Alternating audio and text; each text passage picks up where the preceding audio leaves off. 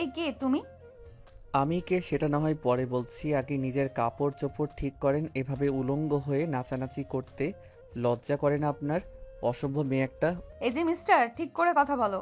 এটা আমার বাড়ি আর এই বেডরুমটা একান্তই আমার ব্যক্তিগত। সেখানে কখনোই কেউ প্রবেশ করে না।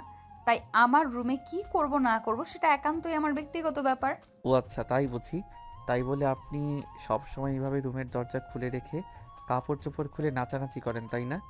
বাড়িটা বাইরে থেকে দেখে তো বেশ ভদ্রলোকের বাড়ি বলেই মনে হচ্ছিল, কিন্তু ভেতরে যে এমন অবস্থা সেটা আমি জানতাম না। নাউজুবিল্লাহ।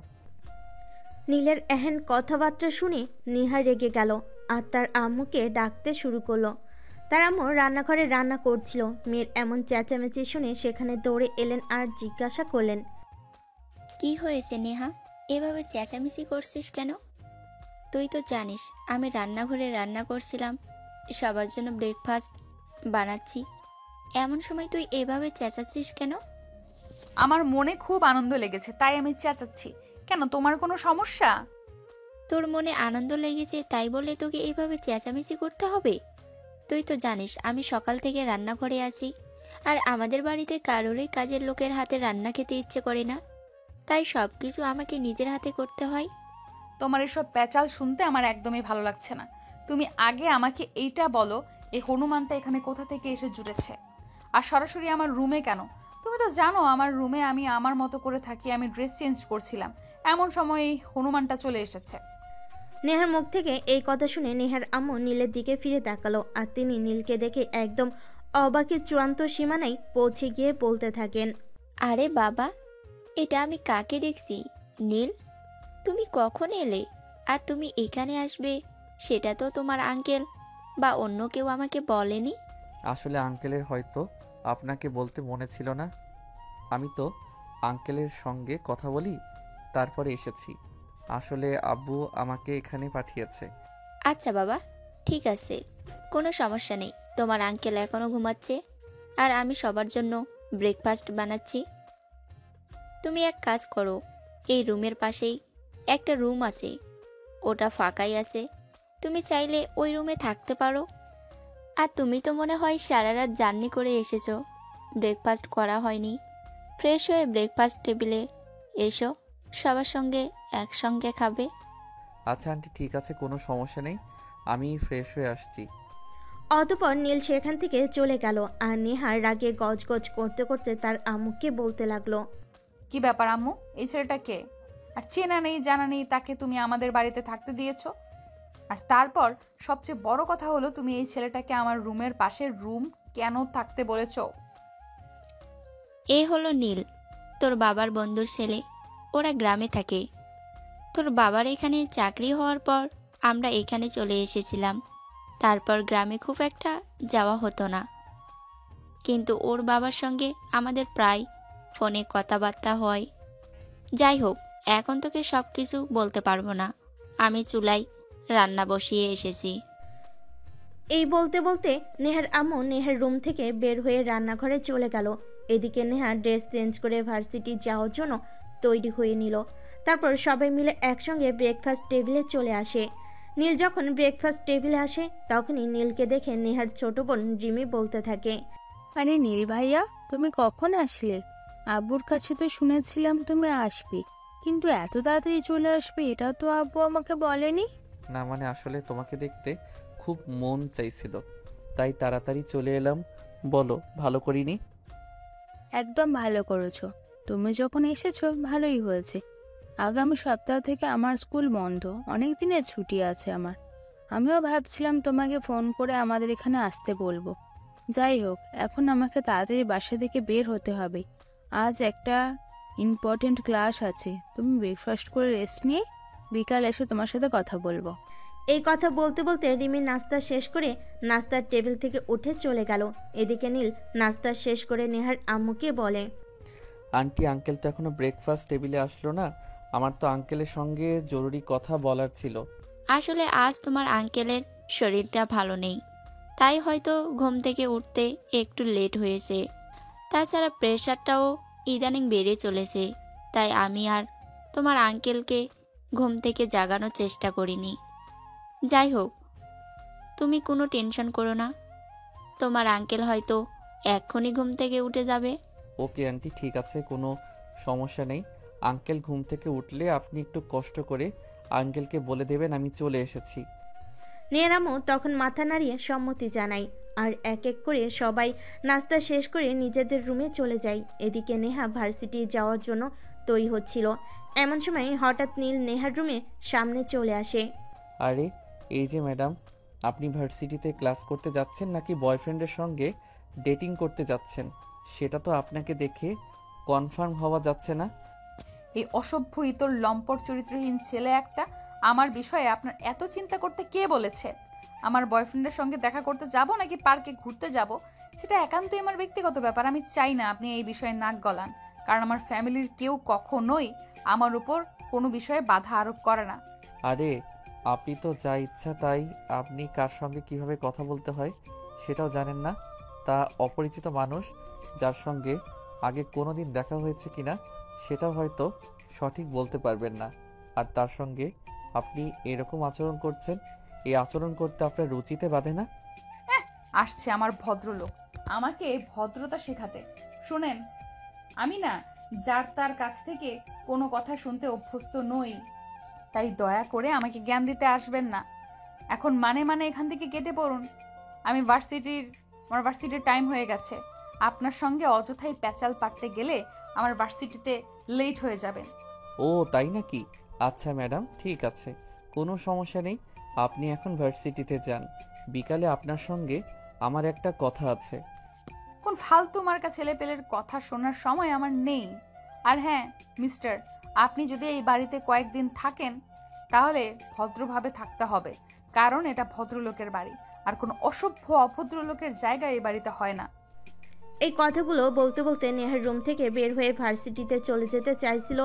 এমন সময় হঠাৎ নীল লক্ষ্য করলো নেহা একটা মিনি কাট আর হট প্যান্ট পরে বাইরে বেরোচ্ছে। এই বিষয়টা নীলের ঠিক ভালো লাগলো না, তাই সে নেহাকে বলল, আরে এই যে ম্যাডাম, এটা কোন ধরনের ভদ্রতা? আপনি কি সব পোশাক পরেছেন সেগুলোর দিকে একবার তাকিয়েছেন? আপনি যে বাসা থেকে বের হয়ে যাচ্ছেন, আপনার কি লাজ লজ্জা কিছু নেই? এই যে মিস্টার শোনেন, আপনাকে আমি আগেও বলেছি আর এখনো বলছি, আমাকে এত জ্ঞান দিতে আসবেন না। জ্ঞান দেওয়া লোক আমার একদমই পছন্দ নয়। আমার বাড়িতে কেউ কখনো আমার স্বাধীনতার ব্যাপারে হস্তক্ষেপ করে না। আমি আমার ইচ্ছে মতো চলি। তাই আমি আশা করব আপনি যতক্ষণ এই বাড়িতে আছেন ততক্ষণ আমার বিষয়ে অন্তত নাক গলাতে আসবেন না। আর যদি কখনো আপনি আমার বিষয়ে নাক গলাতে আসেন তাহলে সেটা আপনার পক্ষে ভালো হবে না। ধুর, যা, এটা আমি কোথায় এসে পড়লাম? আমি তো সেটাই বুঝতে পারছি না। একটা মেয়েকে ভালো কিছু বলতে গেলাম আর উল্টো সে আমাকে কথা শুনিয়ে দিয়ে চলে গেল। যাই হোক, আপনি কি করবেন না করবেন সেটা একান্তই আপনার ব্যক্তিগত ব্যাপার। এই বিষয়ে কথা বলার কোনো ইচ্ছে বা আগ্রহ আমার নেই। তবে আমার মনে হয়েছিল আপনার মতো যুবতী একটা মেয়ের এসব পড়ে বাইরে যাওয়া উচিত নয়, তাই বলেছিলাম। আমি যদি এই কথাটা বলে খুব বেশি ভুল করে থাকি তাহলে আমি সরি, আমাকে ক্ষমা করবেন। হ্যাঁ, একদম ঠিক বলেছেন। যাই হোক, আপনাকে ক্ষমা চাইতে হবে না। নিজের ভুলটা বুঝতে পেরেছেন সেটাই অনেক। আর হ্যাঁ, নেক্সট টাইম এমন ভুল কখনো করবেন না। এই বলে নেহা হনহন করে বাসা থেকে বের হয়ে চলে গেল। এদিকে দেখতে দেখতে প্রায় 1-1.5 ঘন্টার মতো সময় কেটে গেল।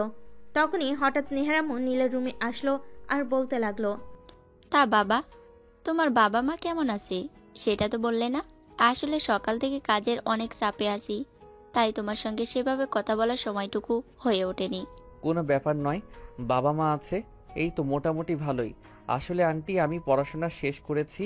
এই মুহূর্তে একটা চাকরি আমার খুবই প্রয়োজন, কিন্তু আমার বাবার আর্থিক অবস্থা সেটা তো আপনারা জানেনই।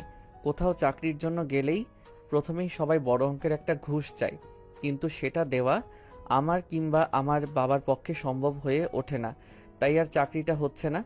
তো সেদিন বাবা আঙ্কেলের সঙ্গে কথা বলেন আর আঙ্কেল আমাকে এখানে আসতে বললেন। ও, এই ব্যাপার, আমি বুঝতে পেরেছি।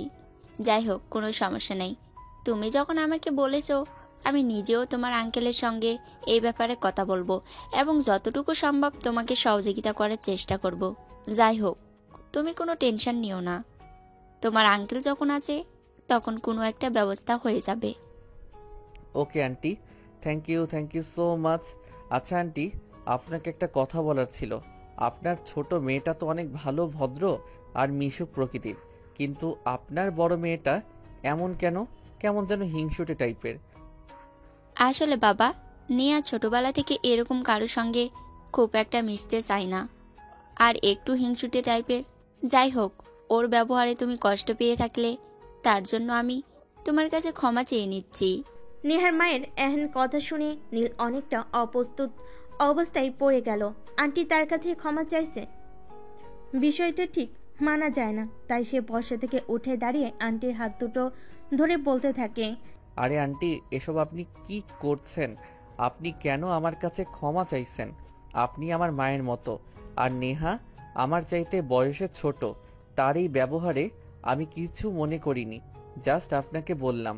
আচ্ছা বাবা, ঠিক আছে, কোনো সমস্যা নেই, তুমি বিশ্রাম করো। আমার কাজ আছে, আমি কাজ করছি। আর হ্যাঁ, তোমার কোনো কিছুর প্রয়োজন হলে আমাকে বলবে। আর দুপুরে আমি একটু বাইরে যাব, তোমার জন্য দুপুরের খাবারটা টেবিলে রেখে যাব, টাইমলি খেয়ে নিও। এই কথা বলতে বলতে নেহার আম্মু নীলয়ের রুম থেকে বের হয়ে বাইরে চলে গেল।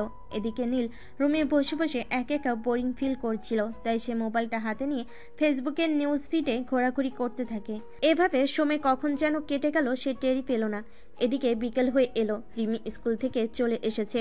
তখন প্রায় বিকেল 3টা বাজে। তখনই রিমি সোজা নীলের রুমে চলে আসে আর নীলকে দেখে বলতে থাকে, এই যে নীল ভাইয়া, আমি চলে এসেছি। তাই নাকি? ভালোই হয়েছে, আমিও অনেকক্ষণ ধরে তোমার জন্য ওয়েট করছিলাম। এখন যাও, তাড়াতাড়ি করে রেডি হয়ে নাও, তোমাকে নিয়ে ঘুরতে বের হব। নীল আর রিমি এই কথাগুলো বলাবলি করছিল। তখনই নেহা সেখানে এসে উপস্থিত হয় আর বলতে থাকে, কিরে রিমি, কি হয়েছে? তুই এই ছেলেটার সঙ্গে কোথায় যাচ্ছিস? কোথায়? আমার নীল ভাইয়া আমাকে নিয়ে ঘুরতে যাবে আর আমি তার সাথে ঘুরতে যাব? তুমিও যাবে নাকি? গেলে আমার সঙ্গে যেতে পারো। আরে না রিমি, একদমই নয়। তোমার বোনকে আমাদের সঙ্গে নেওয়া যাবে না। তোমার বোনের যে হিংসুটে মন। এই রে আইসে আমার দয়ার সাগর, মায়ার সাগর, আপনার সঙ্গে যেতে কে চাইছে? আমি নিজেই তো আপনার সঙ্গে যাব না। আপনি কি করে ভাবলেন আপনার মতো চরিত্রহীন লম্পট একটা ছেলের সঙ্গে আমি যাব? এই যে ম্যাডাম, ঠিক করে কথা বলুন। আপনি কাকে চরিত্রহীন লম্পট বলছেন? আপনার নিজের চরিত্র ঠিক আছে? উলঙ্গ হয়ে রুমের মধ্যে নাচানাচি করেন আর আরেকজনকে চরিত্রের দোষ দিতে আসেন।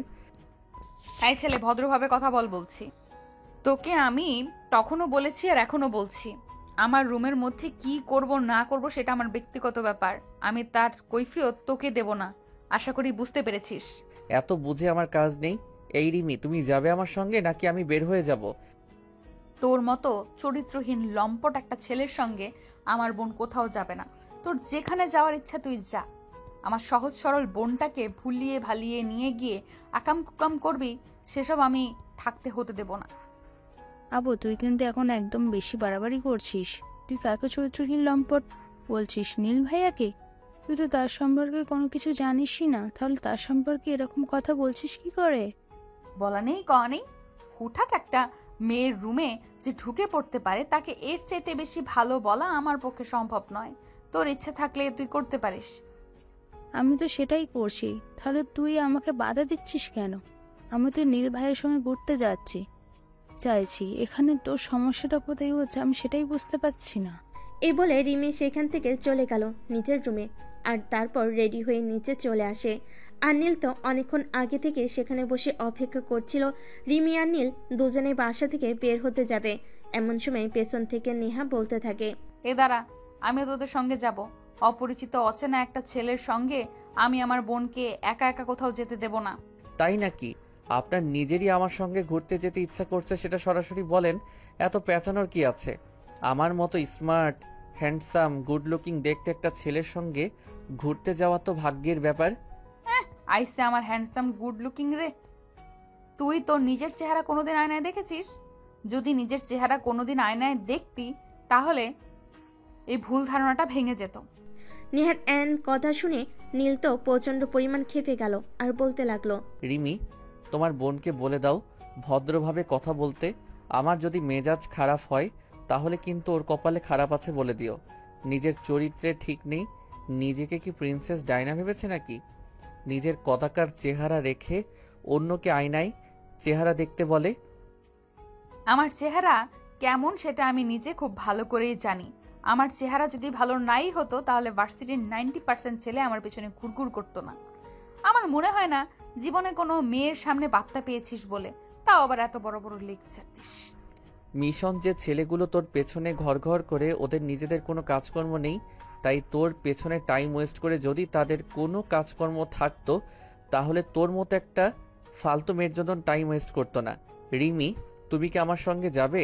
গেলে যেতে পারো, তা না হলে আমি যাচ্ছি এই মেয়েটার সঙ্গে। আমার কথা বলতে ইচ্ছে করছে না। আমি যে কখন থেকে রেডি হয়ে বসে আছি তোমার সঙ্গে ঘুরতে যাব বলে, আর তুমি কিনা আমাকে জিজ্ঞাসা করছো আমি যাব কি না। এই আপু, তুই তো ঝগড়া বন্ধ করবি? তোর যদি আমার সঙ্গে যাওয়ার ইচ্ছে হয় তাহলে চুপচাপ মুখটা বন্ধ রেখে যেতে পারিস, না হয়তো বাসায় বসে থাক, ঝামেলা করতে আসিস না। ওরে বাবা রে, যার জন্য করলাম চুরি সেই বলে চোর। তোর নিরাপত্তার জন্য আমি একটা ছেলের সঙ্গে ঝগড়া করছি, আর তুই কিনা আমার বোন হয়ে আমাকে কথা শোনাচ্ছিস? এটা তো আমার এক্সপেক্টেড ছিল না। হ্যাঁ, এখন কথা না বাড়ি এটা বল যে তুই আমার সঙ্গে ঘুরতে যাচ্ছিস কিনা। তো যাওয়ার ইচ্ছে থাকলে যেতে পারিস, নয়তো না বলে দে, অযথাই সময় নষ্ট করিস না। এই বলে রিমি আর নীল দুজনে হনহন করে বাড়ি থেকে বের হয়ে যাচ্ছিল। এমন সময় পেছন থেকে নেহা বলতে থাকে, এই রিমি, তোর কি মাথা খারাপ হয়ে গেছে নাকি? আমি তো সেটাই বুঝতে পারছি না। তুই একটা বাইরের ছেলের সঙ্গে একা একা ঘুরতে চলে যাচ্ছিস। ছেলেটা তোর সঙ্গে যদি উল্টো পাল্টা কিছু করে বসে তখন কি হবে, সেটা একবারও চিন্তা করে দেখেছিস? চিন্তা করার দরকার নেই, তুই বসে বসে চিন্তা কর। তোর তো অযথা চিন্তা করার জন্য অনেক সময় রয়েছে, সেই সময়টা আমার নেই, বুঝলি? আমি এখন আসছি। এই দাঁড়া, আমিও তোদের সঙ্গে যাব। এই লম্পট চরিত্রহীন ছেলের সঙ্গে আমি তোকে একা একা কোনোভাবেই যেতে দেব না। রিমি, তোমার বোনকে বলে দাও, আর একবার আমাকে চরিত্রহীন বললে কিন্তু এর পরিণাম খুবই খারাপ হবে। চরিত্রহীন কাকে বলে আমি সেটা তোমার বোনকে দেখিয়ে দেব। আল্লাহ রক্ষা করো আমাকে, কেন যে এমন একটা বোন দিতে গেলেন সেটা আল্লাহই ভালো জানেন। দোহাই তোমাদের, এবার ঝগড়াঝাটি বন্ধ করো। আমাদেরকে সন্ধ্যার আগে বাড়ি ফিরে আসতে হবে। আব্বু যদি বাড়িতে এসে দেখে আমরা বাড়িতে নেই তাহলে প্রচন্ড রাগারাগি করবে। সেটা তো আমি নিজেই তোমাদেরকে বলছিলাম, আঙ্কেল বাড়িতে চলে আসার আগেই আমাদের ফিরে আসতে হবে।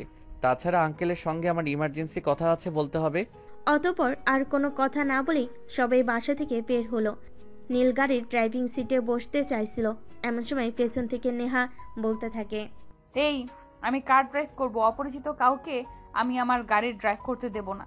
তাছাড়া যেখানে আমি রয়েছি, আমার বোন রয়েছে, সেখানে তো একদমই নয়। আপু, আমি বুঝতে পারছি না তুই কেন শুধু শুধু ঝামেলা পাকাচ্ছিস। নীল ভাইয়া ড্রাইভ করলে তোর সমস্যাটা কোথায়? তুই দিয়ে ভাইয়াকে ড্রাইভ করতে।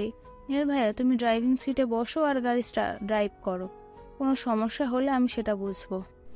রিমির কথায় নীল ড্রাইভিং সিটে বসে আর তার পাশের সিটে রিমি বসতে যাবে। এমন সময় নেহা বলতে থাকে, এই রিমি, তুই পেছনের সিটে বস, আমি সামনে বসবো। এই ছেলেটাকে বিশ্বাস নেই। তুই এই ছেলেটার পাশাপাশি বসলে তোকে ফুসলিয়ে ফাসলিয়ে অন্য কিছু করে ফেলার চেষ্টা করতে পারে, তাই আমি সেই রিস্ক নিতে চাই না। আপু, তোর হয়েছে কি সেটা তুই আমাকে বলবি? আমি না তোর এইসব প্যারা নিতে পারছি না। তুই কেন এমন করছিস বলতো? তুই কেন শুধু শুধু ঝামেলা পাকাচ্ছিস? আমি কোনো ঝামেলা পাকাচ্ছি না, তোকে যেটা বলছি সেটাই কর। তো পেছনের সিটে বস, আমি সামনে বসবো। এই ছেলেটাকে আমি বিন্দু পরিমাণ বিশ্বাস করি না। তুমি এইভাবে আমার দিকে হা করে তাকিয়েছো কেন? চুপচাপ ড্রাইভ করো। নেহার সঙ্গে আর কথা বলে টাইম নষ্ট করার ইচ্ছে নীলে ছিল না, তাই সে চুপচাপ গাড়ি ড্রাইভ করতে লাগলো। প্রায় 1.5 ঘন্টার মতো সময় লাগলো তাদের গন্তব্যস্থলে পৌঁছাতে। তারা সেখানে বেশ কিছুক্ষণ ঘোরাঘুরি করলো। এদিকে দুপুর গড়িয়ে বিকেল হয়ে আসছিল, তাই রিমি নীলকে বলে, ভাইয়া, দুপুর 20 বিকাল হতে চললো, আমাদের তো কারোরই দুপুরে খাওয়া হয়নি, তাই ভাবছিলাম চলো আশেপাশে কোনো একটা রেস্টুরেন্ট থেকে কিছু খেয়ে নি, আমার খুব ক্ষুধা পেয়েছে। এই কথা শুনে তো নীল পড়ে গেল মহা বিপদে, কারণ এই মুহূর্তে রেস্টুরেন্টে নিয়ে গিয়ে খাওয়ানোর মতো পয়সা তার পকেটে নেই। সে পকেটে হাত দিয়ে দেখলো একটা 100 টাকার নোট পড়ে আছে। শুধু এটা দিয়ে কি করবে সেটাই নীল ভাবছিল। এমন সময় রিমি বলে, কি হলো ভাইয়া, তুমি এত কি চিন্তা করছো? আমি তো জানি তোমার পকেটে পয়সা নেই, আমি পয়সা নিয়ে এসেছি, পয়সা নিয়ে তোমাকে কোনো চিন্তা করতে হবে না। তুমি চলো তো আমার সঙ্গে। আর আপু, তুই দাঁড়িয়ে আছিস কেন? তুই যাবি না নাকি? যাব না কেন, যাবো তো। আমি শুধু ভাবছি এই ফৈন্নি মার্কা ছেলেটার কথা। দুটো মেয়েকে নিয়ে ঘুরতে এসেছে, অথচ তাদেরকে নিয়ে রেস্টুরেন্টে খাওয়ানোর মতো পয়সা নেই। তাহলে ঘুরতে আসার কি দরকার? রাস্তায় দাঁড়িয়ে 1 ঘন্টা ভিক্ষি করলে তো পারতো। আপু, এখন কিন্তু একদম বেশি বাড়াবাড়ি হয়ে যাচ্ছে। তুই কিন্তু নীল ভাইয়াকে বারবার অপমান করেই চলেছিস। এগুলো কিন্তু ভদ্রতার মধ্যে পড়ে না, বলে দিলাম। তো কি করব বল শুনি? এই অপদার্থ ছেলেটাকে কোলে নিয়ে আদর করব নাকি? কেন, নীল ভাইয়াকে আদর করতে সমস্যা কোথায়? নীল ভাইয়ের মতো হ্যান্ডসাম একটা ছেলেকে আদর করতে আমার তো কোনো সমস্যা নেই। নীল ভাইয়া আমার চাইতে বয়সে অনেকটাই বড়। যদি সে আমার সমবয়সী হতো তাহলে আমি তাকে আমার বয়ফ্রেন্ড বানিয়ে নিতাম, হয়তো দুজন বিয়ে করে নিতাম। এই যে প্রেম রাশির কন্যা, আপনারা দুজনে যা করছেন আমি বাসায় গিয়ে সব আব্বুকে বলে দিব। দুটো লম্পট চরিত্রহীন, নিজের চাইতে বয়সে এত বড় একটা ছেলেকে এইসব কথা বলতে তোর লজ্জা করে না? না, আমার লজ্জা করছে না, কারণ একদম হ্যান্ডসাম গুড লুকিং একটা ছেলেকে নিজের বয়ফ্রেন্ড বানাতে আমার কোনো সমস্যা নেই। আচ্ছা নীল ভাইয়া, তুমি নিজেই বলো, আমার বয়ফ্রেন্ড হতে তোমার কোনো সমস্যা আছে? না, একদমই নয়। তোমার মতো কোচি আর ইয়াং একটা মেয়ের বয়ফ্রেন্ড হতে আমার কোনো সমস্যা নেই। তোমার বয়ফ্রেন্ড হতে পারলে আমার আরও নিজের অনেক ভালো লাগবে। যাই হোক, এখন চলো এখান থেকে। অতঃপর তারা সেখান থেকে সোজা একটা রেস্টুরেন্টে চলে আসে। সেখানে খাওয়া দাওয়া করে রিমি বিল পরিশোধ করে আর তারপরে সবাই মিলে বাসায় চলে আসে। সেদিন রাতে খাবার সবাই একসঙ্গে খায়। আর রাতের খাওয়া শেষ হলে নিহার আব্বু নীলকে বলে, নীল, খাওয়া দাওয়া শেষ করে তুমি একবার আমার রুমে আসবে। নীল, খাওয়া দাওয়া শেষ করে তুমি একবার আমার রুমে আসবে। আমি তোমার সঙ্গে কিছু কথা বলতে চাই, যেইগুলো এখানে সবার সামনে বলা সম্ভব নয়, কারণ আমি আমার ফ্যামিলির লোকদের খুব ভালো করেই চিনি। আমি যদি এই বিষয়টা তাদের সামনে প্রকাশ করি তাহলে তাদের মধ্যে কেউ একজন হলেও এই বিষয়টা নিয়ে ঝামেলা করবে। তাই আমি তোমার সঙ্গে পার্সোনালি কথা বলতে চাই। ওকে আঙ্কেল, ঠিক আছে। আমি খাওয়া শেষ করে আপনার রুমে চলে আসবো। আর আপনি যেটা বলছেন সেটা আমিও জানি। আপনার ফ্যামিলির মধ্যে সবাই কিন্তু ভালো মানুষ নয়। এই ছেলে একদম ভালো হবে না বলে দিচ্ছি। তুমি যে আমাকে উদ্দেশ্য করে কথাগুলো বলছো সেটা আমি খুব ভালো করেই জানি। আমার সঙ্গে তোমার কোন জন্মের শত্রুতা সেটাই আমি বুঝতে পারছি না। তুমি কেন বারবার এভাবে আমাকে ইঙ্গিত করে কথা বলো? ওরে বাবা, আমি আবার কখন তোমাকে ইঙ্গিত করে কথা বললাম? তুমি কে, পৃথিবীতে স্পেশাল কিছু নাকি যে যাকে সবসময় আমাকে ইঙ্গিত করে কথা বলতে হবে? তোমাকে ইঙ্গিত করে কথা বলার কোনো ইচ্ছা আকাঙ্ক্ষা আমার নেই। তুমি আসলে নিজেকে যতটা স্পেশাল মনে করো ততটাও কারো কাছে স্পেশাল হতে পারোনি তুমি। তখন নেহা আর নীলের কথাই কোনো উত্তর দিল না। চুপচাপ খাবার শেষ করে নিজের রুমে চলে গেল। এদিকে নীল খাওয়া শেষ করে নেহার বাবার রুমে চলে আসে আর দরজার সামনে দাঁড়িয়ে বলে, আঙ্কেল, আমি কি ভিতরে আসবো? হ্যাঁ, অবশ্যই। আর তোমার বাবা আমার বন্ধু, আর তুমি আমার বন্ধুর ছেলে, কিন্তু তোমাকে আমি আমার নিজের ছেলের মতোই মনে করি। আর বাবার রুমে আসার জন্য কোনো ছেলেকেই অনুমতি নিতে হয় না। আর একটা কথা, এই বাড়িতে তোমার ততটাই স্বাধীনতা রয়েছে যতটা আমার 2 মেয়ের জন্য আমি রেখেছি। তাই কোনো বিষয়ে কখনোই কোনো দ্বিধাবোধ করবে না। যখন যেটা প্রয়োজন হবে তখন সেটা আমার কাছে কিংবা তোমার আন্টির কাছ থেকে চেয়ে নেবে। আচ্ছা আঙ্কেল, ঠিক আছে, কোনো সমস্যা নেই। এখন আপনি আমাকে এটা বলুন যে কেন ডেকেছেন, আর আমার চাকরির বিষয়ে কিছু কি ভেবেছেন? হ্যাঁ, আমি আসলে ওই বিষয়ে তোমার সঙ্গে কথা বলার জন্যই তোমাকে ডেকেছি। দেখো, আসলে এই মুহূর্তে আমাদের কোম্পানিতে কোনো লোক নিয়োগ করা হচ্ছে না। তাছাড়া কোনো পোস্ট খালি নেই যেখানে আমি তোমাকে নিয়োগ করতে পারি। তবে কোনো সমস্যা নেই, আমি আমার পরিচিত একজনের সঙ্গে কথা বলেছি।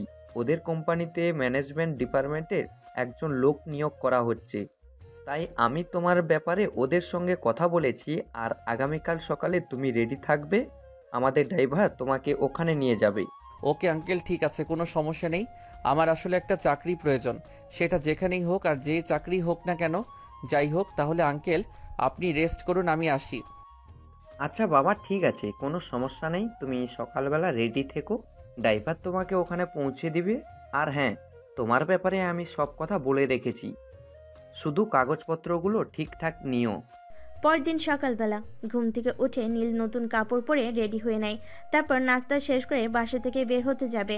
এমন সময় নিহা পেছন থেকে বলতে থাকে, এই যে তুমি আমার গাড়ির দিকে এগোচ্ছ কেন? আর সাত সকালবেলা এরকম সেজে কোথায় যাচ্ছ সেটা বলো শুনি। আমি কোথায় যাচ্ছি সেটা তোমার না জানলেও চলবে।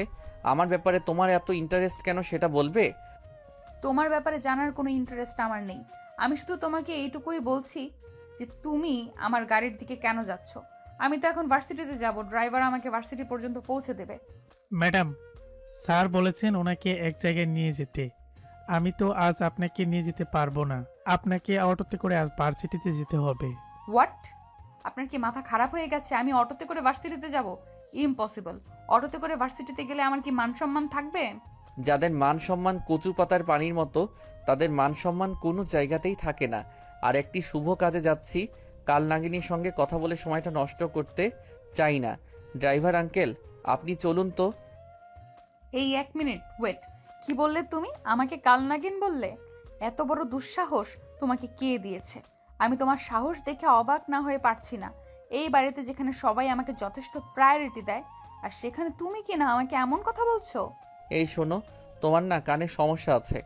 আমি আবার তোমাকে কখন কাল নাগিনী বললাম বলো? তুমি একবার কানের ভালো একটা ডাক্তার দেখিয়ে নিও। তোমাকে যে কি করতে মন চাইছে আমি নিজেও সেটা বুঝতে পারছি না। প্রথমে আমাকে কালনাগিনী বললে, আর এখন আবার আমাকে বলছো কানের সমস্যা। আসলে তোমাদের মতো ছেলেদের যে কি করা উচিত সেটা আল্লাহই ভালো জানেন। চাইলে আমাকে বিয়েও করতে পারো। আমি কিন্তু ছেলে হিসেবে যথেষ্ট ভালো। নিজের প্রশংসা নিজে করছি না, কিন্তু সবাই বলে এই কথাটা, তাই বললাম। মন চাইছে তোকে এক থাপ্পড় দিয়ে সব কটা দাঁত ফেলে দিই। অসভ্যই তোর চরিত্রহীন লম্পট একটা ছেলে। তোর মতো ছেলেকে কে বিয়ে করবে বল শুনি? আর আমি তোর সঙ্গে কেনই বা এত কথা বলছি? আমার ভার্সিটির টাইম হয়ে গেছে। ড্রাইভার আঙ্কেল, আপনি আমাকে নিয়ে চলুন। সরি ম্যাডাম, এটা আমি করতে পারবো না। স্যার বলেছেন ওনাকে নিয়ে যেতে। আমি তো স্যারের কথা অমান্য করতে পারবো না। আজ আপনি একটু কষ্ট করে অটোতে চলে যান। কি হলো, এখনো এখানে দাঁড়িয়ে আছো কেন? ড্রাইভার কি বললো তুই শুনতে পাওনি? অটোতে করে চলে যাও। আজ তোমার গাড়িতে যাওয়া হবে না। আর আমি আসছি, টাটা, বাই বাই। থাকতেরই কিচ্ছু ভালো লাগে না। এই অকর্মার ঢেকে কোথা থেকে এসে জুটেছে সেটাই বুঝতে পারছি না। যাই হোক, এর সঙ্গে আমার এত কথা বলে কোনো কাজ নেই। আমার ভার্সিটির সময় হয়ে গেছে, আমাকে যেতে হবে। এই অটো দাঁড়াও। সেদিন বিকালবেলা বাসায় ফিরে নেহার আগে গজগজ করতে করতে তার আম্মুকে ডাকতে থাকে। তার আম্মু তখন সমস্ত কাজকর্ম শেষ করে নিজের রুমে শুয়ে একটু বিশ্রাম নিচ্ছিল। নেহার এমন চিৎকার চেঁচামেচিতে তিনি একটু বিরক্ত বোধ করলেন, আর রুম থেকে বের হতে হতে বললেন, কি ব্যাপার? কি হয়েছে? কি সমস্যা তোমার? তুমি কি চিৎকার চেঁচামেচি ছাড়া থাকতে পারো না নাকি? যতক্ষণ বাড়িতে থাকবে ততক্ষণ তুমি বাড়িটা মাথায় তুলে রাখবে। তুমি পেয়েছোটা কি? আমি সেটাই বুঝতে পারি না। আমি কি পেয়েছি মানে? তুমি আমার সঙ্গে এরকম বিহেভ করছো কেন? বাড়িতে যে একটা ছেলে এসেছে, এই ছেলেটা আসছে দিন থেকে আমাকে জ্বালিয়ে মারছে, সেটা তোমার চোখে পড়ছে না? নীল আবার তোমাকে কি করলো? সে তো তার মতোই আছে। দেখছি তুমি তার পিছনে কেন পড়েছো সেটা দয়া করে বলবে আমাকে। ওই ছেলেটা সকালবেলা আমার গাড়ি কেন নিয়ে গেল? বাড়ির সবাই জানে সকালবেলা ড্রাইভার আমাকে ভার্সিটি পর্যন্ত পৌঁছে দেয়, কিন্তু আজ কেন আমাকে অটোতে করে ভার্সিটিতে যেতে হলো? আমি সেটার কৈফিয়ত চাই। সেটা তো বলা আমার পক্ষে সম্ভব নয়। তোমার আব্বুর বাড়িতে আসলে তুমি তোমার আব্বুর সাথে কথা বলো।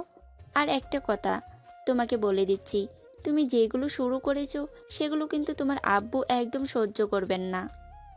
তোমার আব্বুর বন্ধুর ছেলে নীল, নীলের আব্বুর সঙ্গে তোমার আব্বুর অনেক দিনের সম্পর্ক এবং ভালো সম্পর্ক। তাই আমি চাই না তুমি এই ব্যাপারে কথা বলে তোমার বাবার মন ক্ষুণ্ণ করো। ওই ছেলেটার সঙ্গে তোমাদের এত কিসের পীড়িত আমি সেটাই বুঝতে পারছি না। অচেনা অজানা একটা ছেলে বাড়িতে এসে থাকছে, খাচ্ছে, আর সেই আমার চাইতে বেশি প্রাধান্য পাচ্ছে। আমি সেটাই বুঝতে পারছি না। নেহার মা আর নেহার সঙ্গে কোনো কথা বললেন না, চুপচাপ নিজের রুমে চলে গেলেন। এদিকে নেহা তার মায়ের কাছ থেকে কোনো রেসপন্স না পেয়ে নিজের রুমে চলে আসলো। রাতের বেলা যখন তার আব্বু বাসায় আসলো, তখন সে সরাসরি তার আব্বুর রুমে গেল আর বলতে লাগলো, আব্বু, আমাদের বাসায় যে ছেলেটা এসেছে, ওই ছেলেটা এখানে কতদিন থাকবে? মানে তুমি কি বলতে চাইছো? আমি কিছুই বুঝতে পারছি না। ওই ছেলেটা বলতে তুমি কাকে সম্বোধন করতে চাইছো? নীলকে? হ্যাঁ, ওকেই। আর কাকে বলবো? এই বাড়িতে শুধুমাত্র একজনই বাইরের মানুষ আছে, তাই এটা তো আলাদা করে খুলে বলার কিছু থাকে না। তাহলে তো তোমাকে একটা কথা নতুন করে বলে দিতে হয়। নীলকে আমি আমার সন্তানের মতো স্নেহ করি। তোমরা দুই বোন, আমার কোনো পুত্র সন্তান নেই, তাই আমি চাইব তোমরাও নীলকে নিজের ফ্যামিলির মানুষ বলেই মনে করো এবং যথেষ্ট সম্মান, শ্রদ্ধা আর ভালোবাসা দাও। অসম্ভব আব্বু, এটা কোনোভাবেই সম্ভব নয়। আমি তোমার সঙ্গে কথা বলতে এসেছি আর জানতে এসেছি এই ছেলেটা আমাদের বাড়িতে কতদিন থাকবে। কেন? এ ব্যাপারে তোমার এত জানার আগ্রহ কেন? তার যতদিন মন চাইছে ততদিন এখানে থাকবে। কেন বাবা, এরকম কেন হবে? এটা তো আমাদের বাড়ি, এখানে তো আর লঙ্গরখানা খুলে রাখা হয়নি যে যে যার মতো করে আসবে আর এখানে থেকে যাবে। এই ছেলেটাকে বলে দিও যত তাড়াতাড়ি সম্ভব আমাদের বাড়ি থেকে চলে যেতে। নেহা প্লিজ, তোমার কথা বলা শেষ হয়ে থাকলে তুমি এখন আসতে পারো। আমি ব্যস্ত আছি, তোমার সঙ্গে পরে কথা হবে এ ব্যাপারে। তোমাদের যা ইচ্ছে করো। এই কথা বলে নেহা তখন সেখান থেকে চলে যায় আর নিজের রুমে বসে থাকে চুপচাপ। এদিকে দেখতে দেখতে বিকেল গড়িয়ে রাত হয়ে আসলো। সবাই রাতের খাবার খেয়ে যার যার মতো নিজের রুমে ঘুমিয়ে পড়লো। সেদিন আকাশটি একটু মেঘলা ছিল। একটু পরেই হুটহাট করে বৃষ্টি পড়তে শুরু করলো আর আকাশে বিদ্যুৎ চমকাতে শুরু করলো। হঠাৎ বিদ্যুৎ চমকালে নীল ভয় পায় আর একা রুমে তো কখনোই থাকতে পারে না। তখন প্রায় রাত আনুমানিক 12টার মতো হবে বাজে। সবাই যার যার রুমে ঘুমিয়ে পড়ছে। এদিকে নীল কিছুতেই ঘুমাতে পারছে না, তার প্রচণ্ড ভয় করছে আর সে কাউকে বলতেও পারছে না। এত বড় ছেলে বিদ্যুৎ চমকালে ভয় পায়, সেটা সবাই জানলে কি মনে করবে। তাই সে চুপচাপ নিজের রুম থেকে বের হয়ে বেলকনিতে হাঁটাহাঁটি করতে লাগলো। এমন সময় সে দেখতে পেল নেহার রুমে দরজা খোলা, তাই সে নেহার রুমের ভিতর ঢুকে গেল। নেহার রুমে ডিম লাইট জ্বালানো ছিল। ডিম লাইটের আলোয় নেহার চেহারা লাগছিল সেটা বলার মতো না। কিন্তু তখনই হঠাৎ খুব জোরে বাজ পড়ল। নীল চিৎকার দিয়ে নেহার উপর পড়ে গেল আর নেহা সেটা টেপে ধরফর করে বিছানা থেকে উঠে বসলো আর বলতে লাগলো, এই কি হয়েছে? তুমি আমার রুমে কেন এত রাতে? আসলে বাইরে খুব বিদ্যুৎ চমকাচ্ছে, আর বিদ্যুৎ চমকালে আমি খুব ভয় পাই। তাছাড়া বাস পড়ছে, তাই আমি একা থাকতে খুব ভয় পাচ্ছিলাম। তো আমি কি করব? তুমি আমার রুমে কেন এসেছো? বাড়িতে এতগুলো অন্য কারোর রুম, যাওয়ার প্রয়োজন পড়লে আব্বুর রুমে গিয়ে আব্বুর সাথে ঘুমাও, আমার রুম থেকে বের হয়ে যাও। আরে তোমার কি মাথা খারাপ হয়ে গেছে নাকি যে এখন আমি আঙ্কেলকে ঘুম থেকে জাগাতে যাব? আঙ্কেল সারাদিন পরিশ্রম করে বাসায় এসেছে, এখন বিশ্রাম নেবে, তাকে ঘুম থেকে জাগানোটা কি ঠিক হবে না? তাহলে নিজের রুমে গিয়ে ঘুমাও, আমাকে বিরক্ত করো না। আর একবার যদি আমাকে বিরক্ত করেছো তাহলে কিন্তু আমি চিৎকার চেঁচামেচি করতে শুরু করব আর বাড়ির সবাইকে বলে দিব তুমি অসৎ উদ্দেশ্য নিয়ে আমার রুমে এসেছো। নীল তখন কোনো উপায়ান্তর না পেয়ে আস্তে আস্তে নিজের রুমের দিকে পা বাড়ালো, কিন্তু ঝড়ের গতিবেগ ক্রমশই বেড়ে চলছিল। এদিকে নীল ছোট্ট বাচ্চার মতো ভয়ে কুঁকড়ে যাচ্ছিল।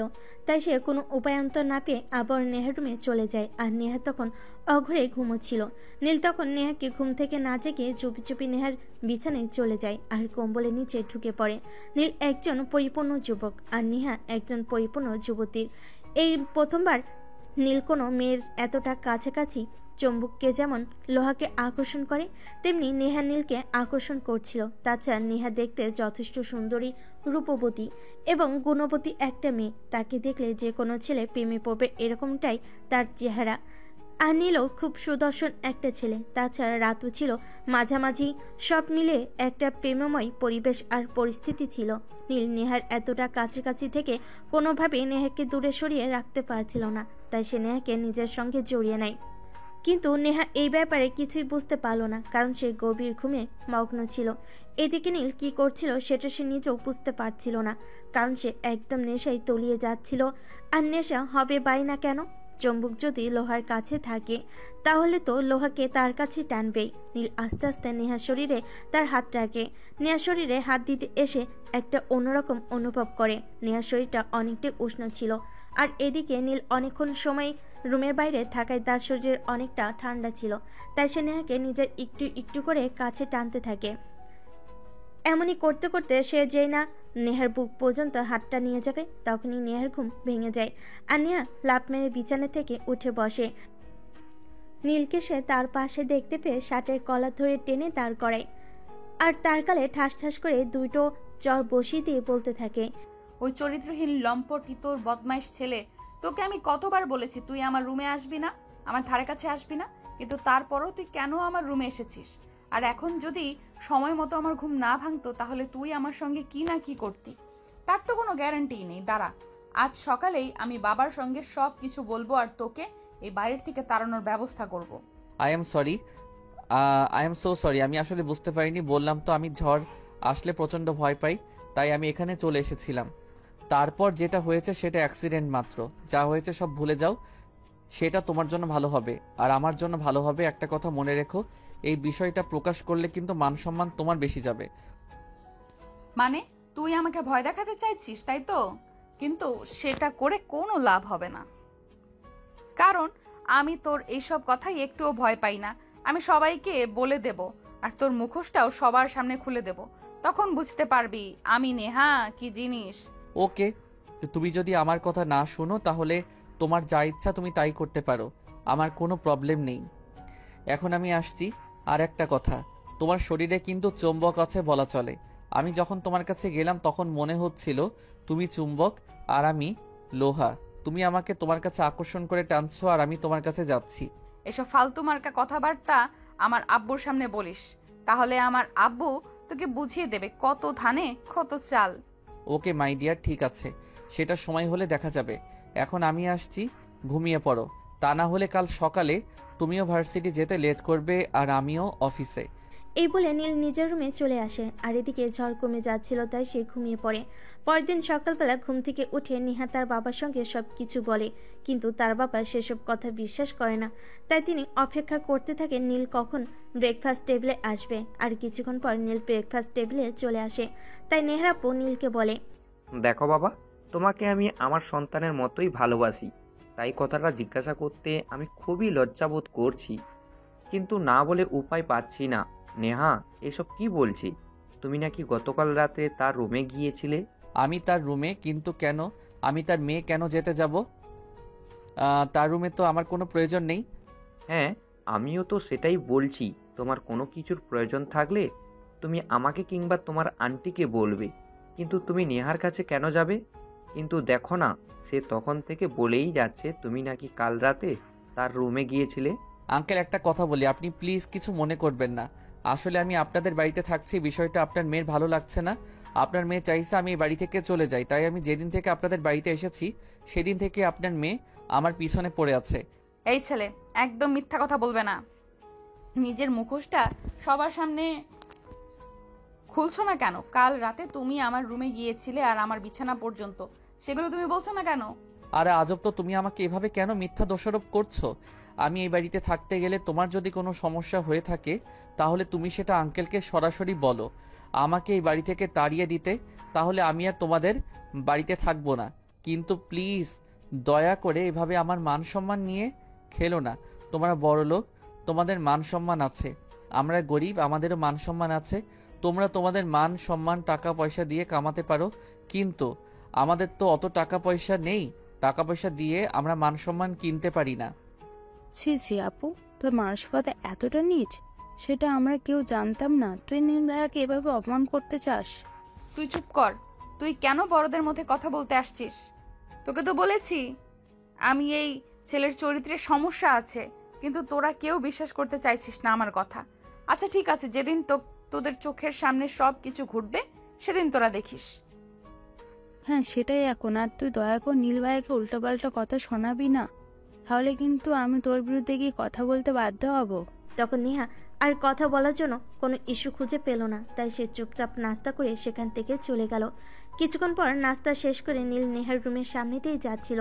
নেহার নিজের বিছানার উপর বসে কিছু একটা চিন্তা করছিল, তাই নীল তার রুমে প্রবেশ করে আর বলতে থাকে, কি ব্যাপার ম্যাডাম, আমার পিছনে কেন এত উঠে পড়ে লেগেছেন? বললাম তো আমার পিছনে পড়েন না, কোনো লাভ হবে না। বিশ্বাস এমন একটা জিনিস যেটা কামাই করতে অনেক কষ্ট লাগে, আর সেটা ধরে রাখতে জানতে হয়। তুমি আবার কেন আমার রুমে এসেছো সেটা বলবে? তুমি এক্ষুনি আমার চোখের সামনে থেকে চলে যাও। আমি তোমাকে সহ্য করতে পারি না, সেটা তুমি কেন বুঝতে পারো না? আমি কি এতটাই বোকা নাকি যে কোনো কিছু বুঝি না? আমি সব কিছুই বুঝি, আর বুঝে শুনেই লুডো খেলায় নেমেছি, যেটাকে সাপ লুডো বলে। হয়তো জিতবো, নয়তো একেবারে হেরে যাব। তুমি আমার চোখের সামনে থেকে দূর হও বলছি। আমি তোমাকে সহ্য করতে পারছি না। তুমি যেদিন থেকে আমাদের বাড়িতে এসেছো সেদিন থেকে আমার সঙ্গে খারাপই হচ্ছে, ভালো কিছুই হচ্ছে না। ম্যাডাম, আমি মানুষটাই এরকম, আমার সঙ্গে লাগতে আসবেন না।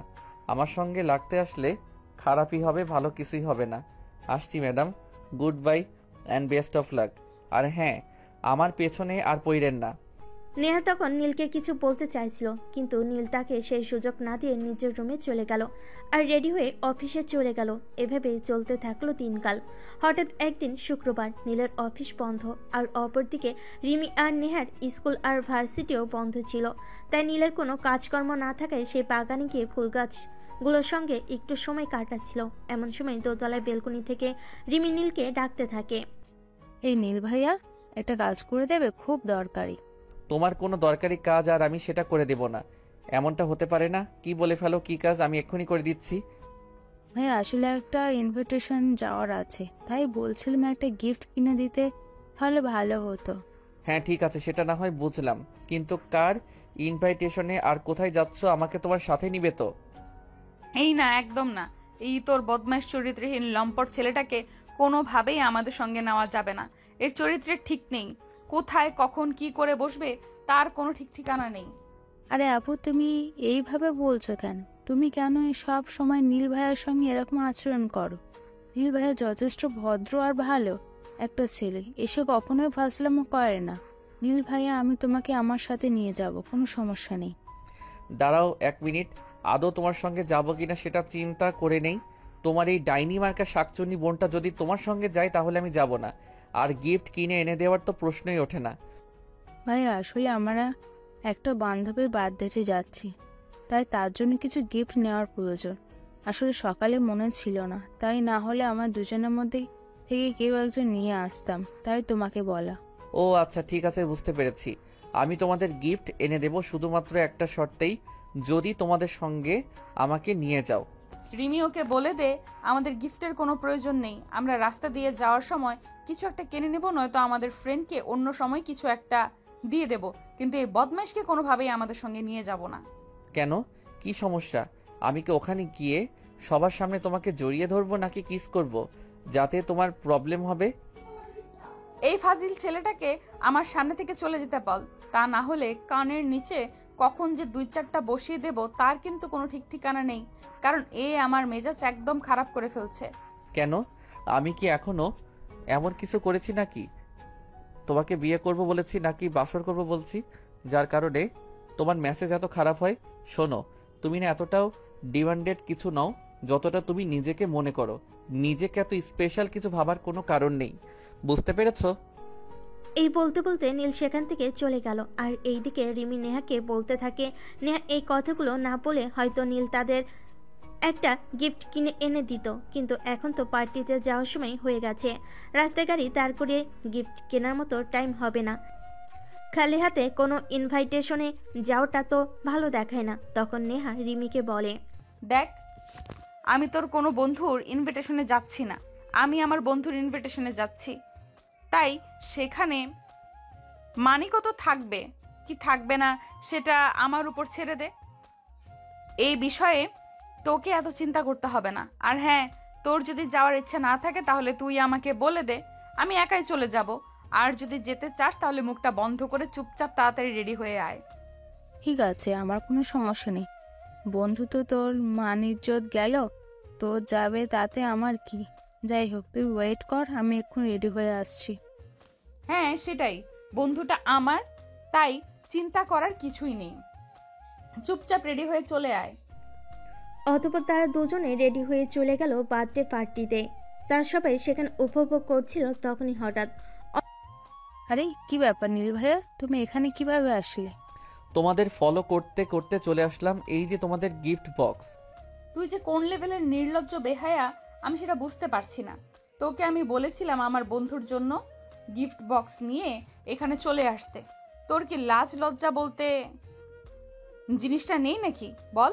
আমি কি মেয়ে মানুষ নাকি যে আমার লাজ লজ্জা এত বেশি থাকবে? আমি তো ছেলে মানুষ, আমার লাজ লজ্জা এত বেশি নেই। যাই হোক, কথা বাড়িয়ে লাভ নেই। এই নাও তোমার গিফট বক্স, আমি এখন আসি। আমি এখানে খেতে আসিনি। তোমার বন্ধুর জন্মদিন যেখানে তুমি কোনো গিফট ছাড়াই চলে এসেছো, এটা তোমার বাবার মান ইজ্জতের বাধে। তাই আমি তোমার বাবার কাছ থেকে টাকা নিয়ে তোমার বন্ধুর জন্য একটি স্পেশাল গিফট কিনে এনেছি। আরে নেহা, কি ব্যাপার? কে এটা? ছেলেটা তো দেখি দারুণ হ্যান্ডসাম। তো নতুন বয়ফ্রেন্ড নাকি? কোনো কালেই তোরা আমার কোনো বয়ফ্রেন্ড দেখেছিস যে এই গর্ধব ছেলেটাকে দেখে তোদের আমার সামনে আমার নতুন বয়ফ্রেন্ড বলে মনে হচ্ছে? কখনো কি তোরা আমার কোনো ছেলে বন্ধু দেখেছিস? আর বয়ফ্রেন্ড তো একদমই নয়। আর তারপরেও যদি শহরের কোনো স্মার্ট ছেলে হতো সেটা ভেবে দেখা যেত। এই গাইয়া ভুট্টাকে কে বয়ফ্রেন্ড বানাতে চাইবে সেটা বল শুনি। দেখ নেহা, ছেলেটা কিন্তু যথেষ্ট হ্যান্ডসাম। আমার কিন্তু দেখে বেশ পছন্দ হয়েছে। তোর বয়ফ্রেন্ড না হয়ে থাকলে আমায় একটু লাইন করিয়ে দে না, ছেলেটাকে আমার বেশ ভালো লেগেছে। এক্সকিউজ মি ম্যাডাম, নীল প্রেম টেম ওসব করে না। আর শহরে ওভার স্মার্ট মেয়েদের তো কখনোই না। আমি আসছি, এই নিন আপনার গিফট। অতঃপর তাদের আর কোনো কথা বলার সুযোগ না দিয়ে নীল এখান থেকে চলে গেল। এদিকে বাসে আসতে না আসতে নেহার আপু নীলকে বলতে থাকে, কি ব্যাপার নীল, তুমি না বললে নেহাদের সঙ্গে তুমি নেহার বন্ধুর বার্থডে পার্টিতে যাচ্ছ? তাহলে এত তাড়াতাড়ি চলে আসলে কেন? আর নেহা রিমি ওরা কোথায়? আঙ্কেল, ওরা ওখানে রয়েছে, ওদের আসতে একটু দেরি হবে। আমার ওসব হাঙ্গামা ভালো লাগে না, তাই আমি একটু তাড়াতাড়ি চলে এসেছি। আচ্ছা ঠিক আছে, সে না হয় বুঝলাম। এখন তুমি আমাকে এটা বলো যে নতুন অফিস তোমার কেমন লাগছে? চাকরি করতে ওখানে তোমার কেমন লাগছে? সব কিছু ঠিক আছে আঙ্কেল, আমার ভালোই লাগছে ওখানে চাকরি করতে। যাই হোক আঙ্কেল, আজ একবার একটু আমাদের বাড়িতে ফোন করতে হবে। আসলে আমার বাড়ি থেকে নিয়ে আসা ছোট্ট মোবাইলটা নষ্ট হয়ে গেছে। আমার বাবা হয়তো আমার ফোনে অনেকবার ট্রাই করছে, কিন্তু লাগছে না হয়তো। এটা তুমি কি বলছো? তোমার মোবাইল নষ্ট হয়ে গেছে, সেটা তুমি আমাকে আগে বলবে না? তুমি আমাকে বলতে আমি তোমাকে নতুন একটা ফোন কিনে দিতাম। আর তুমি জানো তোমার বাবা তোমাকে কতটা ভালোবাসে? এই যখন থেকে তোমার ফোন নষ্ট, কতবার তোমাকে হয়তো ফোন করেছে, আর তোমাকে ফোনে না পেয়ে হয়তো টেনশন করছে।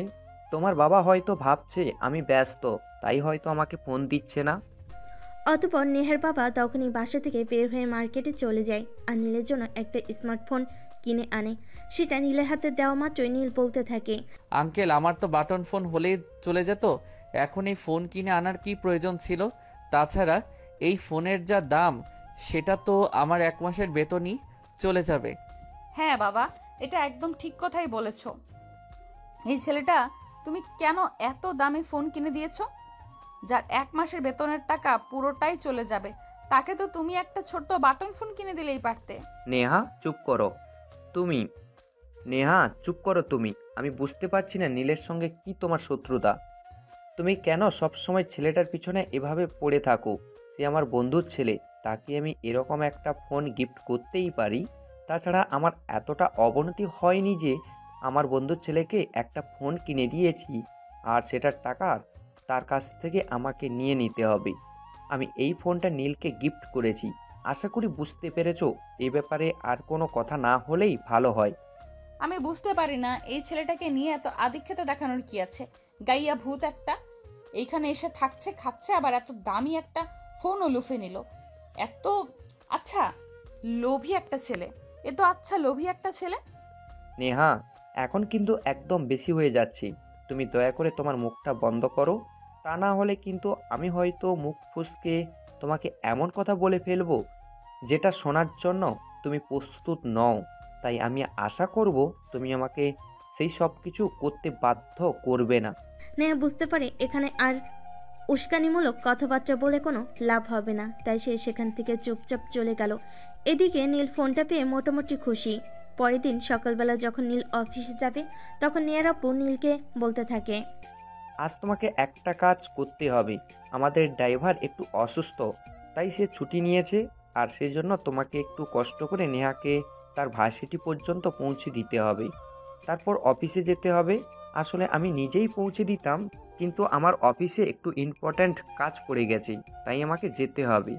ওকে আঙ্কেল, ঠিক আছে, কোনো সমস্যা নেই। আপনি কোনো চিন্তা করবেন না, আমি নেহাকে তার ভার্সিটি পৌঁছে দিয়ে তারপর অফিসে চলে যাব। অতঃপর নীল বাড়ির বাইরে গাড়ি নিয়ে নেহার জন্য অপেক্ষা করছিল। প্রায় 10 মিনিট পর নেহা সেখানে আসলো আর গাড়ির ভিতরে নীলকে বসে থাকতে দেখে নেহা বলতে থাকে, কি রে, কি ব্যাপার? তুই আমার গাড়ির ভেতরে বসে আছিস কেন? তোকে আমি কত কথা বলি, তাও কি তোর লজ্জা হয় না নাকি?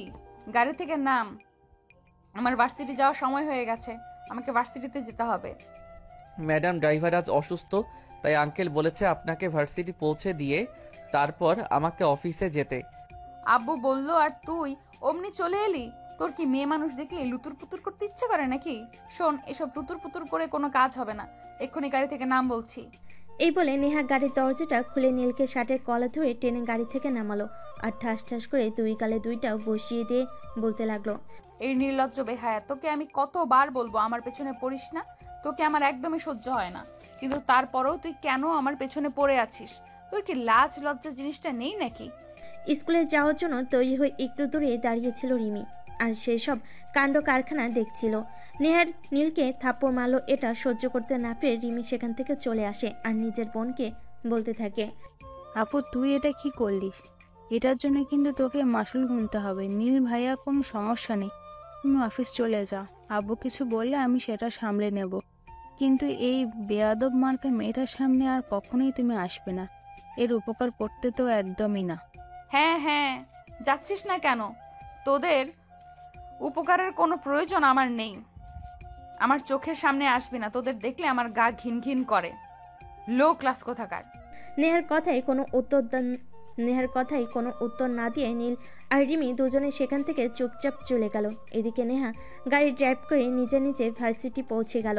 সেদিন বিকেলবেলা নীল যখন অফিস থেকে ফিরছিল, তখন নীল বাড়ির গেট দিয়ে ভিতরে প্রবেশ করতে যাবে, তখনই হঠাৎ কিছু একটার মধ্যে তার পা পিছলে গেল আর সে পড়ে যাচ্ছিল, কিন্তু তার সামনে নেহা ছিল। সেটা সে খেয়ালই করেনি, তাই সে নেহার উপরই পড়ে গেল। নেহা নিজেকে কোনো রকমের সামনে নিয়ে উঠে দাঁড়ালো আর নীলের শার্টের কলার ধরে টেনে দাঁড় করালো আর ঠাস ঠাস করে কয়েকটা বসিয়ে দিল। এই লম্পট লুচ্চা ছেলে একটা, তোকে কতবার বলবো তুই আমার ধারে কাছেও আসবি না, কিন্তু তুই ইচ্ছে করে আমার কাছাকাছি থাকবি আর আমার সঙ্গে লুতুর পুতুর করার চেষ্টা করবি। তোকে আমি কতবার বলবো তোর এইসব ধরে কাজ হবে না। আমি আমার বাড়ির মানুষগুলো কেউ বোঝাতে পারছি না, এই ছেলে একটা লুচ্চা, মেয়ে মানুষ দেখলে চুলকানি ওঠে। হয়েছে ম্যাডাম হয়েছে, অনেক বলেছেন, আপনাকে আর বলতে হবে না। এবার আমাকে বলতে দিন। এই যে দেখুন স্লিপার জায়গাটা দেখছেন, ওখানে আমার পা পিছলে গিয়ে পড়ে যাচ্ছিলাম। আপনি তখন আনফর্চুনেটলি আমার সামনে চলে আসেন আর অ্যাক্সিডেন্ট হয়ে যায়। শুনুন, আপনার মতো সুন্দরী মেয়ে বাংলাদেশে অভাব নেই। চাইলে আপনার মতো 10টা সুন্দরী মেয়ের সঙ্গে প্রেম করতে পারি, কিন্তু ম্যাডাম আমি সেই ধরনের ছেলে নই। আমি আমার মতো থাকতে পছন্দ করি, আর সেটা আপনাদের এই শহরে স্মার্ট সমাজে মানায় না। হ্যাঁ সেটাই তো বলছি, যেখানে তোকে মানায় না সেখানে তুই থাকছিস কেন নির্লজ্জ বেহায়ার মতো? এখান থেকে চলে যেতে পারিস না? তুই বুঝতে পারছিস না তোকে আমাদের কারোরই সহ্য হয় না? কি ব্যাপার, কি হয়েছে নেহা? তুমি এভাবে এইখানে চেঁচামেচি কেন করছো বলো? সারাদিন কি তোমার চেঁচামেচি ছাড়া থাকতে মন চায় না? না, আমার চিৎকার চেঁচামেচি ছাড়া থাকতে মন চায় না, কারণ তোমরা আমাকে চেঁচামেচি ছাড়া থাকতে দাও না। তোমাদের কতদিন বলেছি এই ছেলেটাকে আমাদের বাড়ি থেকে তাড়িয়ে দাও। আমি এই ছেলেটাকে একদমই সহ্য করতে পারি না, কিন্তু তোমরা তো কেউই আমার কোনো কথা শুনবে না। তুমি যে কথাগুলো বলছো সেগুলো শোনার মতো না, তাই আমরা কেউ শুনছি না। কারণ তুমি খুব ভালো করে জানো নীল তোমার বাবার বেস্ট ফ্রেন্ডের ছেলে। নীলের বাবা আমাদের অতীতের কত সহযোগিতা করেছে, তার কোনো হিসাব নেই। তোমরা থাকো তোমাদের মানবতা নিয়ে, আর যা ইচ্ছা তাই করো, আমি তোমাদের কিছুই বলবো না। এই কথা বলে নেহা সেখান থেকে চলে যায়। এদিকে রিমি সেখানে এসে উপস্থিত হয় আর নীলকে বলতে থাকে, ভাইয়া, ইফ ইউ ডোন্ট মাইন্ড, তোমাকে একটা কথা বলতাম। হ্যাঁ শিওর, কেন নয়। তুমি আমার ছোট বোনের মতো, তুমি আমাকে চাইছো যা ইচ্ছে তাই বলতে পারো। আমি কিছু কেন মনে করব? আর তুমি কি নেহা আপুকে ভালোবেসে ফেলেছো?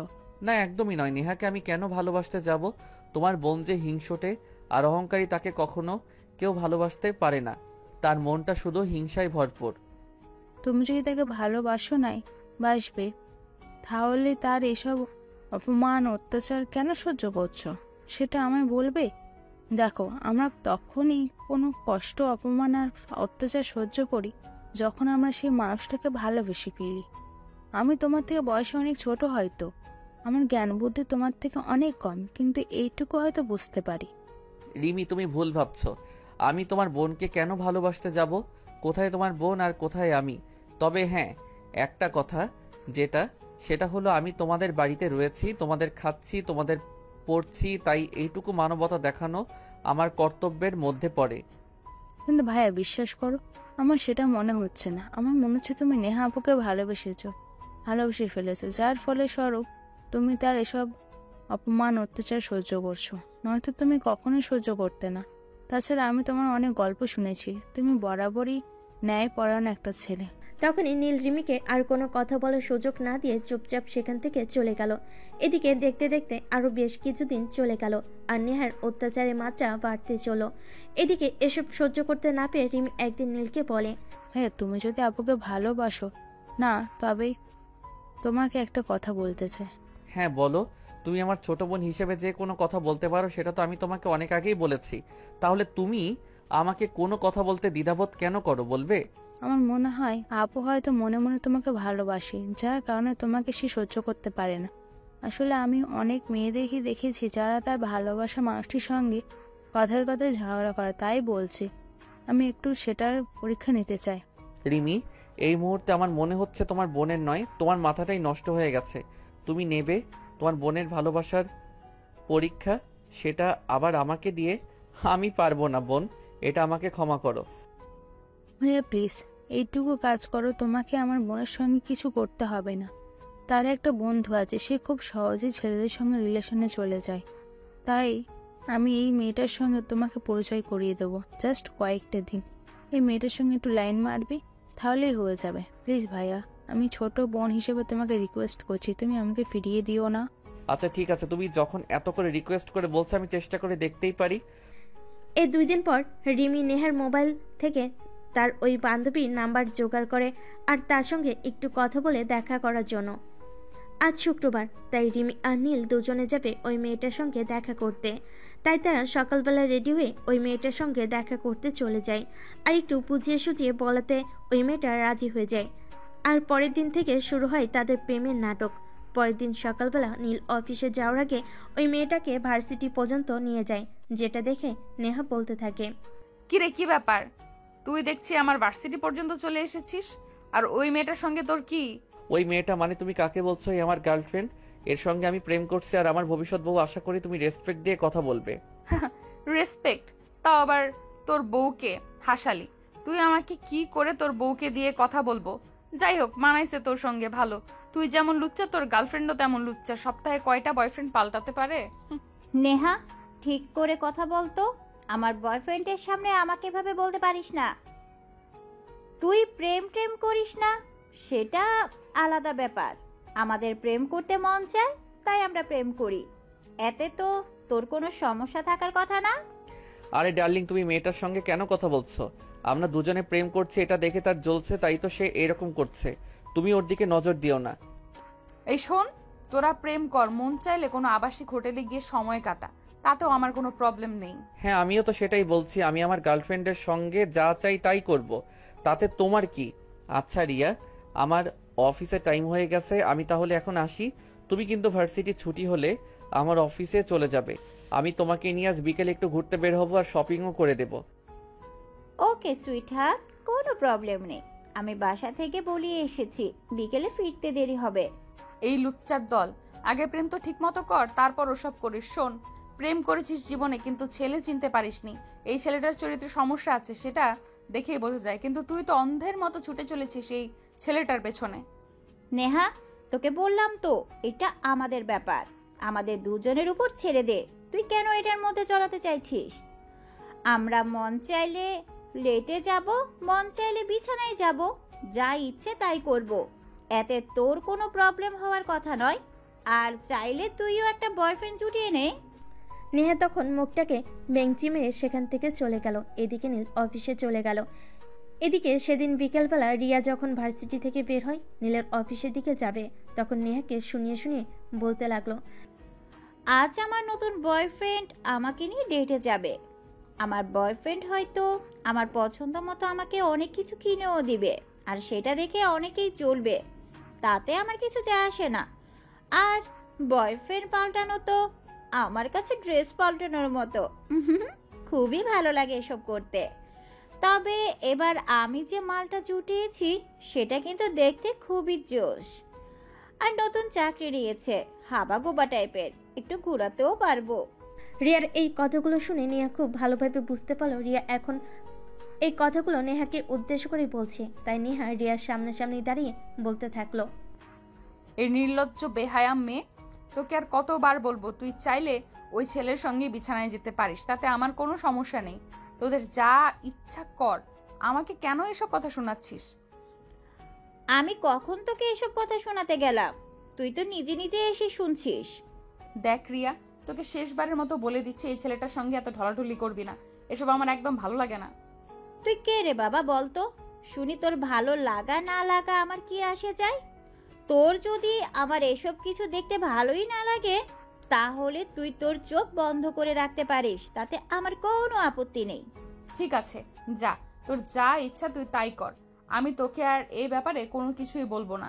তবে হ্যাঁ, একটা কথা তোকে বলে দিচ্ছি, কখনো যদি এই ছেলেকে নিয়ে কোনো ঝামেলা বাঁধিয়েছিস, তখন কিন্তু আমাকে দোষ দিতে পারবি না, কারণ আমি কিন্তু আগে থেকেই তোকে হুঁশিয়ার করেছি।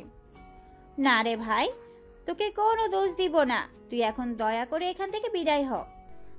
তখন সেখান থেকে নেহা আর কোনো কথা বলার সুযোগ না পেয়ে চলে গেল। এদিকে রিয়া আর নীল একটা রেস্টুরেন্টে দেখা করলো, সেখানে খাওয়া দাওয়া করলো আর তাদের পরবর্তী প্ল্যান নিয়ে আলোচনা করতে লাগলো। আগামী শুক্রবার সকালে তুমি বাসায় যাবে আমাকে আনতে, আর ওখানে বলবে যে সারাদিন তুমি আমার সঙ্গে থাকবে। আন্টিকে আমি আর রিমি সব বলে রেখেছি, কোনো প্রবলেম হবে না। আর সেখানে গিয়ে তুমি আমার সঙ্গে এরকম আচরণ করবে যেন আমরা দুজনই খুব ক্লোজ হয়ে গেছি, সেটা নেহা বুঝে। ওকে, কোনো প্রবলেম নাই। আমি সময় মতো পৌঁছে যাব, আর তুমি যেভাবে যা করতে বলবে আমি তাই করব। আর আজকে নেহাকে দেখিয়েছি, আমি শিওর সে তোমাকে ভালোবাসে, কিন্তু মুখ ফুটে বলতে পারছে না। হয়তো নয়তো সে নিজেই ভালোবাসাটা বুঝতেই পারছে না, তাই তোমার সঙ্গে এরকম আচরণ করছে। আর 2-4 দিন গেলে আমি শিওর সে নিজে থেকেই তোমাকে সব বলতে আসবে। সেটা সময় হলে দেখা যাবে। যাই হোক, এখন তাহলে আসি, আমাকে তো আবার কাল সকালে অফিস যেতে হবে, রাত তো অনেক হয়ে গেল। সেদিন বাসে পৃথিবীতে নীলের রাত প্রায় 12টার মতো বেজে গেল। সে দরজার সামনে দাঁড়িয়ে কলিং বেল চাপ দিল। প্রায় মিনিট 5 পর নেহে এসে দরজা খুলে দিল আর নীলকে গেটের বাইরে দাঁড়িয়ে থাকতে দেখে সে রাগান্বিত স্বরে বলতে লাগলো, এটা বাড়ি নাকি অন্য কিছু আমি সেটাই বুঝতে পারছি না। এইখানে যে কেউ এসে পড়বে, থাকবে, খাবে, যখন ইচ্ছা হবে বাসায় আসবে, মাঝরাত থেকে বাসায় আসবে, এগুলো এই বাসায় চলবে না। নেহার মা আড়ালে দাঁড়িয়েছিল, তিনি এই মুহূর্তে তার জন্য অপেক্ষা করছিলেন। তখনই তিনি সামনে এসে নেহাকে উদ্দেশ্য করে বলতে লাগলেন, কি ব্যাপার নেহা, তুমি ওর সঙ্গে এরকম আচরণ করছো কেন? এই বাড়িতে তোমার যতটুকু স্বাধীনতা, নীলেরও ততটুকুই স্বাধীনতা আমরা দিয়ে রেখেছি। নীলের যখন ইচ্ছে হবে বাড়িতে আসবে, আর যেদিন ইচ্ছা হবে না বাড়িতে আসবে না। এ ব্যাপারে তুমি তো কথা বলার কেউ না। হ্যাঁ, সেটাই তো, আমি কেন এই কথা বলছি? এটা তো বাড়ি নয়, অন্য কিছু। এখানে যার ইচ্ছা হবে সেই চলে আসবে, তাদের নিজের ইচ্ছা মতো থাকবে, নিজের ইচ্ছা মতো নিয়ম তৈরি করবে। কই, আমরা তো কোনোদিন সন্ধ্যার পরেও বাড়িতে ফিরি না। তাইলে এই ছেলেটা কেন আমাদের বাড়িতে থেকে রাত 12টার পর বাড়ি ফিরবে? বললাম তো, সেসব কৈফত কেউ তোমাকে দেবে না, কারণ এই বাড়িতে যতটুকু অধিকার তোমার আর রিমির রয়েছে, ততটুকু অধিকার নীলেরও রয়েছে। নীলের যখন ইচ্ছা হবে এখানে আসবে, যখন ইচ্ছা হবে তখন সে রাতের 2টা বাজে বাড়িতে আসতে পারবে, কোনো সমস্যা নেই। আরে হ্যাঁ, নীল তো আর এমনি এমনি লেট হয়নি, হয়তো তার কোনো কাজ ছিল তাই। হায়, আমি তো সেটাই বলছি। তার কি এমন মহান কাজ ছিল যে অফিস ছুটি হয়েছে বিকেল 5টায়, আর এখন রাত 12টা বাজে তার বাড়িতে আসার সময় হয়েছে? আমার তো সেটাই জানতে ইচ্ছে করছে। নেহা, আমি আমার গার্লফ্রেন্ড নিয়ে ঘুরতে গেছিলাম, কেন তোমার কোনো সমস্যা আছে নাকি এতে? তাছাড়া এটা তো তুমি খুব ভালো করেই জানো, তোমারই এক বন্ধুর সঙ্গে আমার প্রেম হয়েছে, সেটা বাড়ির কেউ না জানলেও তুমি তো খুব ভালোই জানো। তাহলে আমাকে এত প্রশ্ন করার কি আছে বলো? এক্স্যাক্টলি, আমিও সেটাই বলতে চাইছিলাম। তুমি আমাদের বাড়িতে থাকবে, আমারই বন্ধুর সঙ্গে প্রেম করবে, আর রাত 12টার পর বাড়িতে ফিরবে, এইসব তো আমি সহ্য করব না। তোমার সহ্য করা বা না করায় কি আসে যায় সেটা তুমি আমাকে বলবে? তোমাকে কতবার বলেছি এই ছেলেটার পিছনে পড়বে না। সহজ সরল ইনোসেন্ট একটা ছেলে, গ্রাম থেকে এসেছে, শহরের এত সব নিয়ম কানুন সে জানে না। তাই তো তোমাকে বলেছি তুমি ওকে যতটুকু পারো সহযোগিতা করবে, কিন্তু পিছনে লাগবে না। তোমাদের সঙ্গে তর্ক করে কোনো লাভ আছে বলে তো আমার জানা নেই। তোমাদের সঙ্গে তর্কে আমি যেতে চাই না। আমি আসছি, তোমাদের যা ইচ্ছা তোমরা তাই করো। নেহা সেখান থেকে হনহন করে নিজের রুমে চলে গেল। আর সেটা দেখে নীল আর নেহার আম্মু দুজনেই হাসতে থাকলো। তখন নেহার আম্মু বলতে লাগলো, এবার তো তুমি নিজের চোখে দেখতে পেলে নেহা কিভাবে জ্বলছিল। আমি শিওর সে তোমাকে মনে মনে অনেক বেশি ভালোবেসে ফেলেছে, কিন্তু নিজের ইগোর জন্য বলতে পারছে না। তবে হ্যাঁ, একটা কথা আমি শিওর যে এভাবে চলতে থাকলে নেহা হয়তো 2-1 দিনের মধ্যেই তার মনের কথা প্রকাশ করে দিবে। কিন্তু আন্টি, আপনারা সত্যি যে রকমটা চিন্তা করছেন সেরকম যদি হয় তাহলে কি করবেন? তখনই নেহার আব্বু সেখানে এসে উপস্থিত হয়। আর তিনি তাদের কথোপকথন আগে থেকে শুনছিলেন, তাই তিনি বলেন, কি করব মানে? তোমার কি নেহাকে বিয়ে করতে কোনো সমস্যা আছে? সোনা আমার, মেয়েটার এমনিতেই একটু অহংকারী, কিন্তু মানুষের দিক দিয়ে অনেক ভালো একটা মেয়ে। একটা সঠিক মানুষের ভালোবাসা পেলে আমার মেয়েটা শিওর বদলে যাবে। কিন্তু আঙ্কেল, আপনার মেয়ে তো... এরপর নেহার আব্বু নীলকে আর কোনো কথা বলার সুযোগ না দিয়ে নিজেই বলতে থাকলো, আর কোনো কিন্তু নয় বাবা, আমি তোমার আব্বুর সঙ্গে কথা বলে রেখেছি। তোমার আব্বু নেহাকে ছোটবেলা থেকেই খুব ভালো করে চিনেন, তাই তোমার আব্বু আর অমত করেনি। তিনি এক কথাই রাজি হয়ে গেছেন তোমার সঙ্গে নেহাকে বিয়ে দিতে। ঠিক আছে আঙ্কেল, কোনো সমস্যা নেই। আপনি আর আমার আব্বু যদি রাজি থাকেন তাহলে আমি বিয়ে করতেই রাজি। এরপর চলে গেল আরও কয়েকটা দিন। আজ শুক্রবার, তাই নীলের বলা কথা মতো রিয়া সকাল সকাল নেহাদের বাড়িতে চলে এসেছে। আর নীলের শিখিয়ে দেওয়া কথাগুলো মতোই কাজ করছে। এই নেহা, নীল কোন রুমে থাকে আমায় একটু দেখিয়ে দিবি? কেন? আমি তোকে সেটা দেখাতে যাব কেন? আর সাত সকালে তুই এইখানেই বা কেন এসেছিস? আমার বাড়িতে আসার অনুমতি তোকে কে দিয়েছে? শোন, এটা তোদের বাড়ি ঠিক আছে, কিন্তু আমার বয়ফ্রেন্ড আর আমার হবু হাজবেন্ড এই বাড়িতে থাকছে, তাই আমি যে কোনো সময় এই বাড়িতে আসতেই পারি।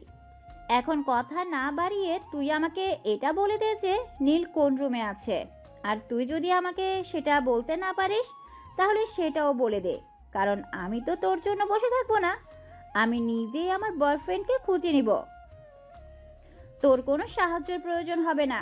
এই শোন, আমি না তোর সঙ্গে কোনো কথা বলতে চাইছি না। তুই এক্ষুনি আমাদের বাড়ি থেকে বের হয়ে যা। আমি তোর চেহারাটাও আমাদের বাড়িতে দেখতে চাইছি না। তোমার দেখতে যাওয়া বাধা আছে হয়তো, কারোরই কিছু যায় আসে না। রিয়াকে আমি এই বাড়িতে আসতে বলেছি কারণ রিয়াকে আমি ভালোবাসি, আর তার সঙ্গে আমার একটা ভালো সম্পর্ক রয়েছে। আমরা সারাদিন একসঙ্গে সময় কাটাবো, তাই রিয়াকে আসতে বলেছি। একসাথে সময় কাটাবে মানে কি বোঝাতে চাইছো? তুমি এই বাড়িতে থেকে এসব নষ্টামি করবে, এসব তো চলবে না। তুমি এই বাড়ি থেকে বের হয়ে গিয়ে তারপর যা ইচ্ছা তাই করো, তোমাকে কেউ বাধা দেবে না। নীল এই বাড়িতে থেকে যাবে কেন? নীল এই বাড়িতেই থাকবে, আর তার যা করতে ইচ্ছা হয়েছে এই বাড়িতে থেকেই করবে। এতে যদি তোমার কোনো সমস্যা হয়ে থাকে তাহলে তুমি নিজের চোখ দুটোকে বন্ধ করে রাখতে পারো। আম্মু, আমি বুঝতে পারছি না তোমাদের কি হয়েছে। তোমরা কেন এই ছেলেটার জন্য আমার সঙ্গে এরকম আচরণ করছো? বাইরের একটা ছেলে এখানে থাকছে আর তার উপর এসব নষ্টামি করছে, সেগুলোকে তোমরা সহ্য করছো? আমরা তো তার কাজকর্ম সেরকম খারাপ কিছু দেখতে পাচ্ছি না, আর সে তো সেরকম কোনো কিছুই করেনি। সে একটা মেয়েকে ভালোবাসে আর তার সঙ্গে পার্সোনাল টাইম কাটাবে, হয়তো এতেই খারাপের কি আছে? কেন ওই মেয়ের সঙ্গে কেন পার্সোনাল টাইম কাটাতে হবে? বাড়িতে কি মেয়ে মানুষ নেই নাকি? বাড়িতে তো মেয়ে মানুষ অনেকই রয়েছে, যেমন রিমি আন্টি। আমি কি ওদের সঙ্গে পার্সোনাল টাইম কাটাবো নাকি? ওরা তো আর আমার গার্লফ্রেন্ড নয় যে আমি একটু জড়িয়ে ধরতে পারবো, আদর করতে পারবো। এক থাপ্পড়ে তো সব কয়টা দাঁত ফেলে দিব। তুই রিমি আর আম্মুকে কেন আদর করতে যাবি? আমি যে তোর চোখের সামনে ঘুরঘুর করছি, আমাকে তোর চোখে পড়ে না? এসব তুই কি বলছিস নেহা? তুই কিনা শেষে এই ছেলেটাকে এসব কথা বলছিস? তুই তো এই ছেলেটাকে একদম সহ্য করতে পারিস না, যে আমাদের বাড়িতে রয়েছে এটাই তোর সহ্য হয়? হ্যাঁ বলেছি, কারণ ওকে যেদিন আমি প্রথমবার দেখেছি সেদিনই ভালোবেসে ফেলেছিলাম। কিন্তু বাংলায় তো একটা প্রবাদ আছে, মেয়ে মানুষের বুক ফাটে তো মুখ ফুটে না। আমার বেলাতেও সেটাই হয়েছে। আমি তো ভেবেছিলাম নীল নিজেই এসে আমাকে তার ভালোবাসার কথা বলবে, আমার পেছনে ঘুরঘুর করবে, কিন্তু এই ছেলে তো পুরো অন্য রকম। আমার পেছনে একটুও টাইম ওয়েস্ট করলো না, উল্টো নিজের ডিমান্ড দেখালো। হ্যাঁ, কিন্তু আমার মনের মানুষটা যে এমন আহাম্মক সেটা তো আমি জানতাম না।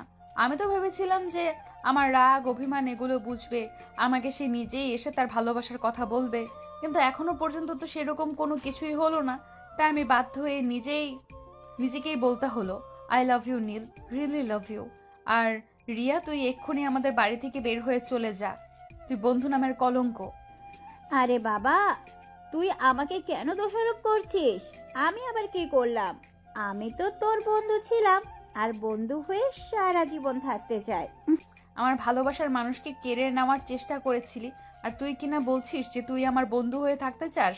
হাই নেহা, রিয়া তোমার বন্ধু হয়ে থাকতে চাই, সে তোমার ভালোবাসাকে কেড়ে নিতে চায়নি।